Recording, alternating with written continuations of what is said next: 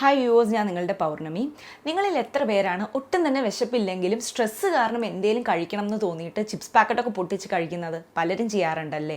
എന്തുകൊണ്ടാണ് സ്ട്രെസ്സ് കാരണം നമുക്ക് ഫുഡ് കൂടുതൽ കഴിക്കണം എന്ന് തോന്നുന്നത്? ഇതിന് പിന്നിലുള്ള കാരണം, ഇത് മാറ്റാനായിട്ട് ചെയ്യാൻ പറ്റുന്ന ചില ടിപ്സ്, ഇത്തരം കാര്യങ്ങളെക്കുറിച്ചിട്ടാണ് നമ്മൾ ഇന്നത്തെ വീഡിയോയിൽ നോക്കാൻ പോകുന്നത്.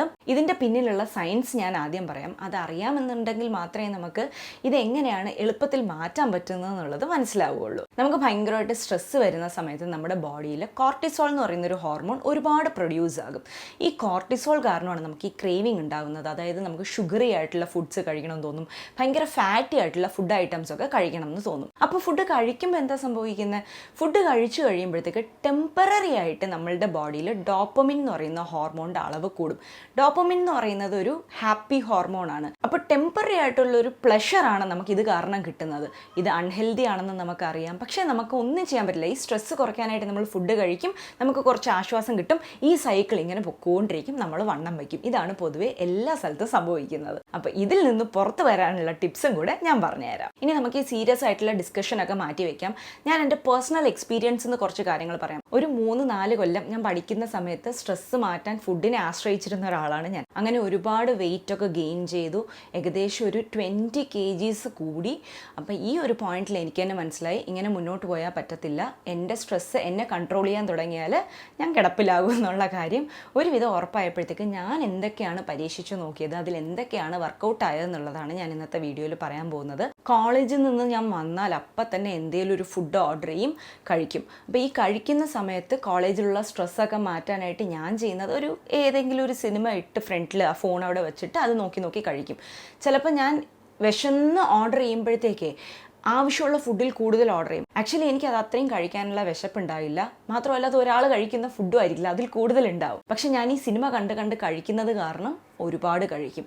ഇത് പലർക്കും പറ്റുന്ന ഒരു പ്രശ്നമാണ്. ടി വിയുടെ മുന്നിലിരുന്ന് കഴിക്കുന്നത്, ഫോണിന് ഫ്രണ്ടിലിരുന്ന് കഴിക്കുന്നത്.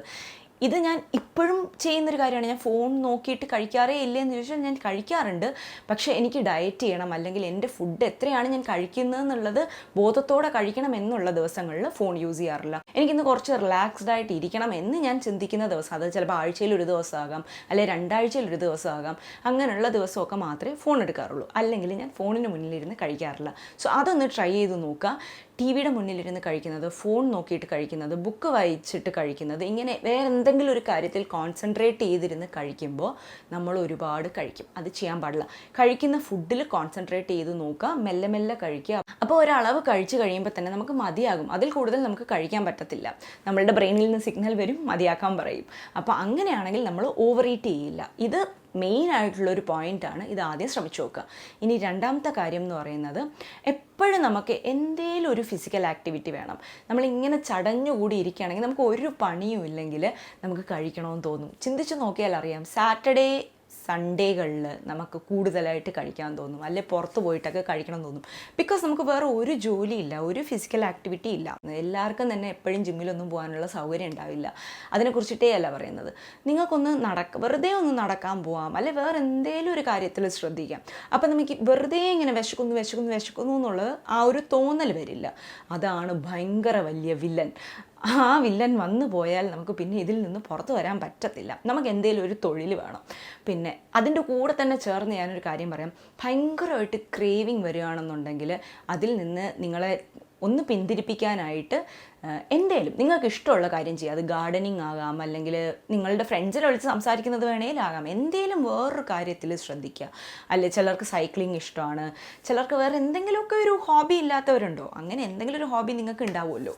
അപ്പോൾ അങ്ങനെ ഒരു ഹോബിയിൽ നിങ്ങൾ കുറച്ച് സമയം ശ്രദ്ധിക്കുകയാണെങ്കിൽ ഡെയിലി അതിന് വേണ്ടിയിട്ട് ഒരു സമയം നിങ്ങൾക്ക് ചിലവഴിക്കാനായിട്ട് പറ്റും. അതുപോലെ തന്നെ നമുക്ക് ഈ ക്രേവിങ് കുറയ്ക്കാനായിട്ട് പറ്റും. അപ്പോൾ ഈ ആക്ടിവിറ്റി എന്ന് പറയുമ്പോൾ അത് വീണ്ടും നിങ്ങളെ സ്ട്രെസ്ഡ് ആക്കുന്ന ഒരു ആക്ടിവിറ്റി ആകരുത്.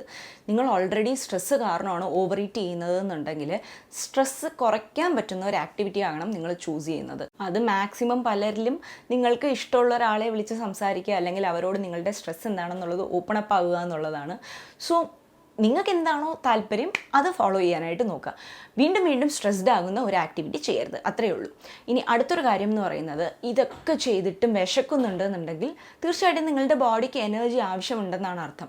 അപ്പോൾ നമ്മൾ ഓവർ ഈറ്റ് ചെയ്യുന്നതിന് പകരം നമുക്ക് ചിന്തിക്കാൻ പറ്റുന്നൊരു കാര്യം എന്ന് വെച്ചാൽ ഹെൽത്തി ആയിട്ടുള്ള ഒരു സ്നാക്ക് കഴിക്കാം. എന്തേലും നിങ്ങൾക്ക് ഇഷ്ടമുള്ള ഹെൽത്തി സ്നാക്കിൻ്റെ ലിസ്റ്റ് ഉണ്ടല്ലോ, അതിനെക്കുറിച്ച് തന്നെ ഞാൻ ഒരുപാട് വീഡിയോസ് ചെയ്തിട്ടുണ്ട്.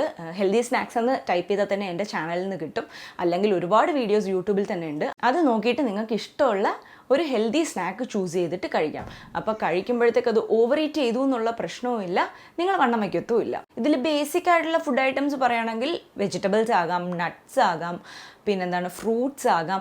ഇതൊക്കെ തന്നെ ഈ മറ്റേ ജങ്ക് ഫുഡിനെ വെച്ച് നോക്കുമ്പോഴത്തേക്കും അങ്ങനെ ഭയങ്കര ടേസ്റ്റി ആയിട്ടുള്ള ഐറ്റംസ് ഒന്നുമല്ല. പക്ഷെ കുറച്ച് ദിവസം നമുക്കിത് ശീലിക്കാൻ പറ്റും എന്നുണ്ടെങ്കിൽ പിന്നെ ഒരിക്കലും നമുക്ക് വിശപ്പ് വരുമ്പോഴും ക്രേവിങ് വരുമ്പോഴും ഒക്കെ ഓടി ചെന്നിട്ട് ജങ്ക് ഫുഡ് കഴിക്കണം എന്നുള്ള തോന്നൽ വരില്ല. ഈ സ്റ്റാർട്ടിങ് പോയിന്റാണ് ഭയങ്കര ടഫ്. അത് കഴിയുമ്പോഴത്തേക്ക് നമുക്കിതൊരു ശീലമായിട്ട് മാറും. അങ്ങനെ മാറിക്കഴിഞ്ഞാൽ ഈ ഡയറ്റിംഗ് എന്ന് പറയുന്നത് ഭയങ്കര സിമ്പിൾ ആയിട്ടുള്ള ഒരു കാര്യമാണ്. ഇനി അടുത്ത പോയിന്റ് എന്ന് പറയുന്നത്, ഇതൊക്കെ ശ്രമിച്ചു നോക്കിയിട്ടും എൻ്റെ സ്ട്രെസ്സിന് ഒരു കുറവുമില്ല, എൻ്റെ സ്ട്രെസ്സ് മാറുന്നത് ഫുഡ് കഴിക്കുമ്പോൾ മാത്രമാണെന്ന് നിങ്ങൾ പറയുന്നുണ്ടെങ്കിൽ, ആ സ്ട്രെസ്സ് മാറ്റാനായിട്ട് തന്നെ നമുക്ക് ചെയ്യാൻ പറ്റുന്ന ചില കാര്യങ്ങളാണ് യോഗ പ്രാക്ടീസ് ചെയ്യുക, മെഡിറ്റേഷൻ പ്രാക്ടീസ് ചെയ്യുക എന്നൊക്കെ ഉള്ളത്. അപ്പോൾ ഇതിലേതാണോ നിങ്ങൾക്ക് ഇൻട്രസ്റ്റ് ഉള്ളത് അത് ട്രൈ ചെയ്ത് നോക്കുക. ചിലർ ഡാൻസ് ചെയ്യുന്നത് കാരണം സ്ട്രെസ്സ് കുറയും, സുംബ ഒക്കെ ട്രൈ ചെയ്താൽ സ്ട്രെസ്സ് കുറയും, അതല്ലെങ്കിൽ ജിമ്മിൽ പോയി വർക്കൗട്ട് ചെയ്താൽ സ്ട്രെസ്സ് കുറയുന്നുണ്ടെങ്കിൽ അതും നല്ലത്. നിങ്ങളുടെ സ്ട്രെസ്സ് കുറയാനായിട്ട് എന്ത് ആക്ടിവിറ്റിയാണോ നിങ്ങൾക്ക് താല്പര്യം തോന്നുന്നത് അതൊന്ന് ശ്രമിച്ചു നോക്കുന്നത് നല്ലതായിരിക്കും. ചിലരുടെ സ്ട്രെസ് എന്ന് പറയുന്നത് നമ്മൾ ഈ പറയുന്ന ചെറിയ കാര്യങ്ങളിലൊന്നും നിൽക്കുന്നതായിരിക്കില്ല. എന്താ പറയുക, ഒരു ഫ്രണ്ടിനെ വിളിച്ച് സംസാരിക്കുന്നത് കൊണ്ടോ അതല്ലെങ്കിൽ ഗാർഡനിങ് ചെയ്യുന്നത് കൊണ്ടോ ഒരു ബുക്ക് വായിക്കുന്നത് കൊണ്ടോ ഒന്നും കുറയത്തില്ല. ഓരോരുത്തരുടെ രീതി ഓരോന്നല്ലേ. അപ്പോൾ എന്ത് ചെയ്താലാണോ നിങ്ങൾക്കൊരു മാറ്റം വരുന്നത് അത് ശ്രമിച്ചു നോക്കുക. അടുത്തൊരു പോയിന്റ് എന്താണെന്ന് വെച്ചാൽ, പലപ്പോഴും നമുക്ക് വിശക്കുന്നു എന്ന് തോന്നിയിട്ട് നമ്മൾ പോയിട്ട് എന്തെങ്കിലും എടുത്ത് കഴിക്കുമ്പോൾ ശരിക്കും നമുക്ക് വിശക്കുകയല്ലായിരിക്കും, ദാഹിക്കുകയായിരിക്കും. നമ്മളുടെ ബ്രെയിനിന് തമ്മിൽ പെട്ടെന്ന് കൺഫ്യൂസായി പോകും. എപ്പോഴും ആദ്യം ഒന്ന് വെള്ളം കുടിച്ചു നോക്കണം. വിശക്കുന്നു എന്ന് തോന്നുമ്പോൾ തന്നെ ഇപ്പം ഞാൻ കഴിച്ചതല്ലേ ഉള്ളൂ, അപ്പോൾ എനിക്ക് വിശക്കേണ്ട കാര്യമുണ്ടോ എന്ന് തോന്നുന്നു എന്നുണ്ടെങ്കിൽ ഉടനെ തന്നെ ചെന്ന് വെള്ളം കുടിച്ചു നോക്കണം. വെള്ളം കുടിച്ചു കഴിഞ്ഞ് നിങ്ങൾക്ക് എന്തെങ്കിലും ആക്ടിവിറ്റീസ് ഉണ്ടെങ്കിൽ, അല്ലെങ്കിൽ നിങ്ങൾക്ക് എന്തെങ്കിലും ജോലി ഉണ്ടെങ്കിൽ അതിൽ കോൺസെൻട്രേറ്റ് ചെയ്യുക. നിങ്ങളുടെ വിശപ്പ് നിങ്ങൾ മറന്നു പോകുന്നു എന്നുണ്ടെങ്കിൽ ഉറപ്പായിട്ടും അത് വിശപ്പായിരുന്നില്ല, അത് ദാഹമായിരുന്നു. എപ്പോഴും നമ്മുടെ ബ്രെയിൻ ഇങ്ങനെ കൺഫ്യൂസ് ആയി പോകും. ഇനി പലർക്കും വരുന്നൊരു സംശയം എന്താണെന്ന് വെച്ചാൽ, ഈ വിശക്കുന്ന സമയത്ത് വെള്ളം കുടിക്കാമോ, ഫുഡ് കഴിക്കുന്നതിനിടയ്ക്ക് വെള്ളം കുടിക്കാൻ പാടില്ല എന്നൊക്കെ പറയില്ലേ എന്ന് ചോദിക്കാറുണ്ട്. ഫുഡ് കഴിക്കുന്നതിനിടയ്ക്ക് വെള്ളം കുടിക്കുന്നതിൽ യാതൊരു പ്രശ്നവുമില്ല. ഞാൻ അതിനെക്കുറിച്ച് ഒരു വീഡിയോ ചെയ്തിട്ടുണ്ട്, അതിലോട്ടൊന്നും ഞാനിപ്പോൾ ഡീറ്റെയിൽഡ് ആയിട്ട് പോകുന്നില്ല. നിങ്ങളിപ്പോൾ അടുപ്പിച്ചാണ് ഫുഡ് കഴിച്ചതെന്നുണ്ടെങ്കിൽ ഉറപ്പായിട്ടും നിങ്ങൾക്ക് അടുത്ത വിശപ്പ് വരേണ്ട സമയമായിട്ടില്ല. അപ്പോൾ ഈ ഒരു സമയത്ത് വെള്ളം കുടിച്ച് നോക്കുന്നതിൽ യാതൊരു പ്രശ്നവും ഇല്ല. ഇനി ചിലർ പറയുന്നൊരു കാര്യമുണ്ട്, എനിക്കങ്ങനെ വലിയ സ്ട്രെസ്സൊന്നുമില്ല, പക്ഷേ എനിക്കിങ്ങനെ എന്തെങ്കിലും ഇടയ്ക്കിടയ്ക്ക് കഴിക്കണമെന്ന് തോന്നുന്നുണ്ട് എന്ന് പറയും. അങ്ങനെയാണെങ്കിൽ നിങ്ങളുടെ ഉറക്കത്തെക്കുറിച്ചൊന്ന് ആലോചിച്ച് നോക്കുക. നിങ്ങൾക്കൊരു 7 മുതൽ 8 മണിക്കൂർ ഉറക്കം കിട്ടുന്നുണ്ടോ? കിട്ടുന്നില്ലെങ്കിൽ അതാണ് അതിൻ്റെ കാരണം. സ്ട്രെസ്സ് തന്നെയാകണം കോർട്ടിസോൾ റിലീസിൻ്റെ പിന്നിലെ റീസൺ എന്നില്ല. നല്ല ഉറക്കമില്ലെങ്കിലും കോർട്ടിസോളിൻ്റെ റിലീസ് ഇൻക്രീസ് ആകും. ഇത് കാരണം ഞാൻ മുന്നേ പറഞ്ഞതുപോലെ ക്രേവിങ് ഉണ്ടാകും. അപ്പോൾ 7 മുതൽ 8 മണിക്കൂർ മിനിമം ഒരു അഡൽട്ടിന് ഉറക്കം കിട്ടണം. ഇപ്പോൾ എന്താ പറയുക, രാവിലെ 7 മണിക്ക് കഴിക്കണം അല്ലെങ്കിൽ 6 മണിക്ക് കഴിക്കണം, ഞാൻ ഉറങ്ങുന്ന 2 മണിക്കാണ്, പക്ഷേ രാവിലെ എഴുന്നേൽച്ചല്ലേ പറ്റുള്ളൂ എന്നുള്ള പ്രശ്നങ്ങളൊന്നും വേണ്ട. നിങ്ങൾ എപ്പോൾ ഉറങ്ങുന്ന ഒരാളാണെങ്കിലും നിങ്ങൾക്ക് 8 മണിക്കൂർ ഉറക്കം കിട്ടുന്നുണ്ടോ എന്നുള്ളത് നോക്കണം. മാക്സിമം നേരത്തെ ഉറങ്ങാനായിട്ട് നോക്കുക. ചിലർക്ക് ജോലി കാര്യങ്ങളും അല്ലെങ്കിൽ മറ്റു പ്രശ്നങ്ങളും കാരണം അങ്ങനെ നേരത്തെ ഉറങ്ങാൻ പറ്റാറില്ല. ഇപ്പോൾ എൻ്റെയൊക്കെ കാര്യത്തിലാണെങ്കിൽ എൻ്റെ മോൾ ഉറങ്ങുമ്പോൾ 2:30 ആകും. ഞാൻ പിന്നെ എങ്ങനെയാണ് 7 മണിക്ക് കഴിക്കുന്നത്? അപ്പോൾ എനിക്ക് ഉറക്കം ആവശ്യത്തിന് കിട്ടുന്നുണ്ടോ? ഇല്ല. ആ ഉറക്കം എനിക്ക് എവിടെയെങ്കിലും ബാലൻസ് ചെയ്തേ പറ്റത്തുള്ളൂ. അപ്പോൾ ഞാൻ ഉച്ചയ്ക്കൊക്കെ ഉറങ്ങാനായിട്ട് ശ്രമിക്കും, അല്ലെങ്കിൽ രാവിലെ എണീക്കുമ്പോഴത്തേക്ക് ലേറ്റായിട്ട് എണീക്കാനായിട്ട് ശ്രമിക്കും. എങ്ങനെയാണെങ്കിലും ഒരു ഡേ നിങ്ങളൊരു 8 മണിക്കൂറെങ്കിലും ഉറങ്ങാനായിട്ട് ശ്രമിക്കും. മാക്സിമം അതൊരു കണ്ടിന്യൂസ് ആയിട്ടുള്ള ഉറക്കമാണെങ്കിൽ നല്ലത്. അപ്പോൾ ഈ സ്ട്രെസ് ഈറ്റിംഗ് എന്ന് പറയുന്നത് വളരെ കോമൺ ആയിട്ടുള്ള ഒരു കാര്യമാണ്. ഒരിക്കലും നിങ്ങളുടെ സ്ട്രെസ് നിങ്ങളെ കൺട്രോൾ ചെയ്യുന്ന ഒരു അവസ്ഥയിൽ എത്തിക്കാതെ നോക്കണം. ചെറിയ ചെറിയ ചേഞ്ചസ് നമ്മളുടെ ലൈഫ് സ്റ്റൈലിൽ വരുത്തിയാൽ തന്നെ നമുക്ക് ഈ സ്ട്രെസ്സൊക്കെ മാറ്റി നിർത്താനായിട്ട് പറ്റും.